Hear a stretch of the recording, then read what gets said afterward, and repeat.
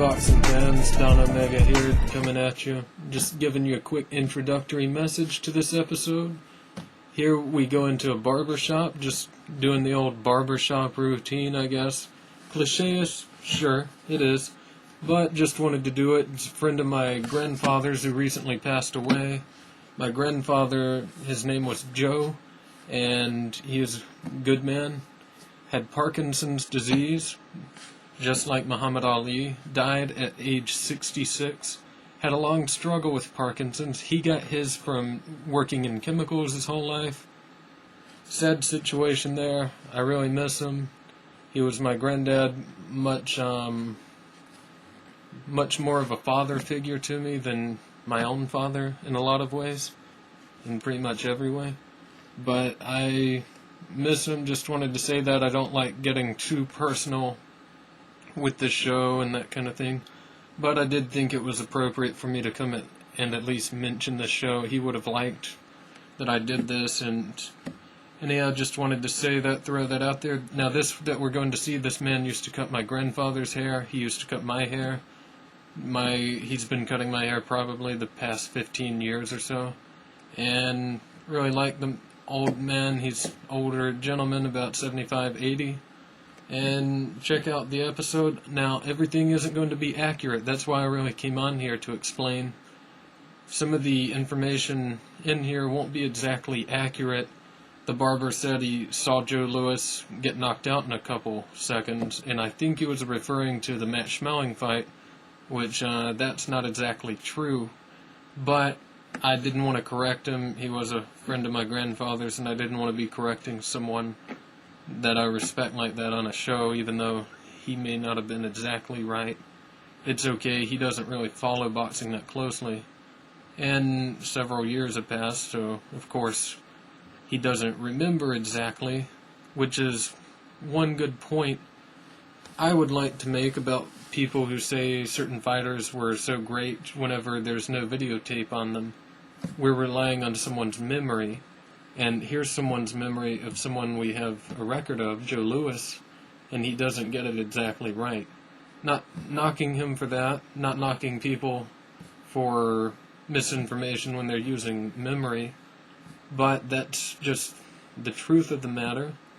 And it makes you wonder how some of these fighters, if some of these fighters really were as good as they remember them, or is their memory just altered and they are better? They aren't as good necessarily as these people remembered them.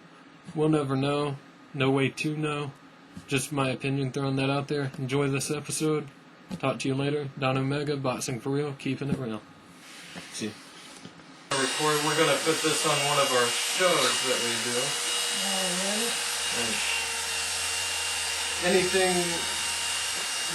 Anything we could talk about boxing would be good too. Are you a boxer?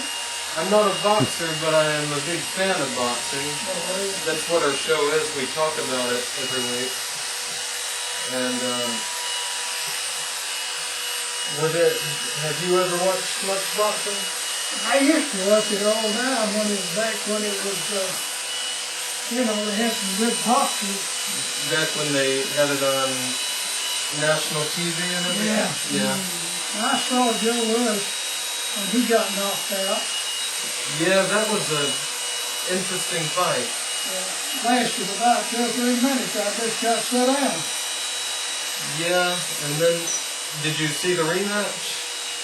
No, I never saw the rematch. The rematch, he actually knocked the man out about like the first one, but it lasted even less time. And Adolf Hitler was mad about it because Matt Schmeling was his man at the time. That man, Matt Schmeling he wasn't with the Nazi party, but Adolf Hitler claimed he was. That was in 1938. That's when that was. Yeah. Yeah. I listened to that on the radio. They didn't have it on TV. And the rematch was the following few months, I believe. When was the rematch? It was a couple of months later. Yeah. And Louis came out and just obliterated him in the rematch. First round. And it was quite a match.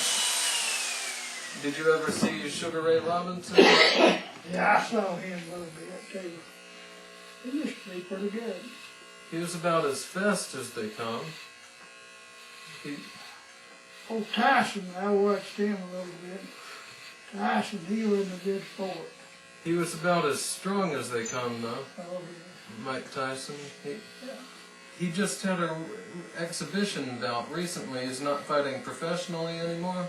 Yeah. And he looked the best he had looked in years. He was up on his feet, boxing,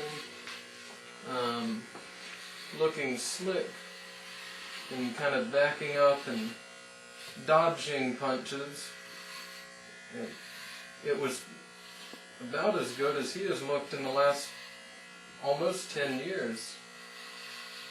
I noticed that old Holyfield, he's coming back down at, he's 44 years old. He's planning to come back.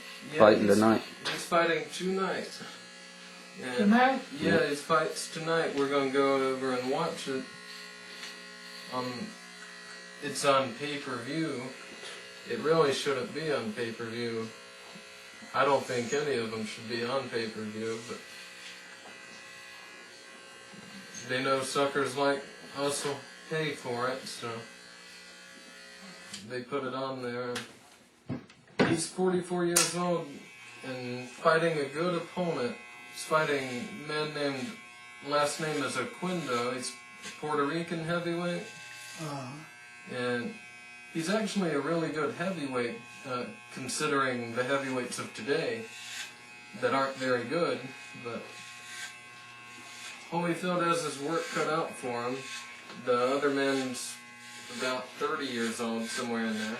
What's that old guy's name that cheated all them boxers out of that money up in Chicago? Was that Don King? Yeah. Yeah, He beat old Tyson out of a fortune, yeah. That's right. He's still around, actually. I think he's almost 80 if he's not 80 years old. He's getting close to 80 and still seems like he's still a shyster. And hiring these young guys, promised them the future, and leaves them broke when their career is done, for most of them. Oh, Tyson, didn't he sue him? He sued him, but King has a lot of money, and he's in good with the politicians. Like, he supports George W. Bush, and gave a lot of money to his campaign, and helped him campaign. I don't know who would want Don King campaigning for them. Him, I guess. But he's got a lot of political power, and he was able to keep the case locked up in the courts for several years. And Tyson finally settled out of court. He had sued him for $100 million. And King turned around and sued Tyson for $110 million. He didn't really have anything he could sue Tyson for, but he did it just as a strategy.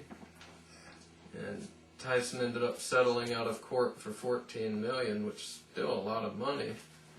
But Tyson had a lot of debt that he owed, because when he was with King, King had told him he was paying all of his bills for him, and he actually wasn't paying any of his bills for him, and now Mike Tyson owes all this money to people.